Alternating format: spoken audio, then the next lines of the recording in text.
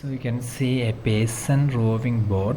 So for creating this symbol in your computer, so I'm open my Microsoft Word, and for creating this symbol in Microsoft Word using the keyboard shortcut, there is a method. For doing this, you must go to your computer keyboard, and this is the number lock key.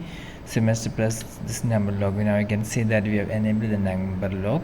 Now you can see on the left side of my keyboard there is an alt key. You must press this alt key. You do not remove your finger from this alt key. At the same time, you must type in this area. Okay, 1 2 8 6 7 5. So after typing that only you can release your finger from this alt key. So if you do like that, this symbol have been arrived. So for creating the symbol Pearson roving board, the keyboard shortcut is Alt 1 2 8 6 7 5. For more videos you can subscribe Engineers Online. Thank you.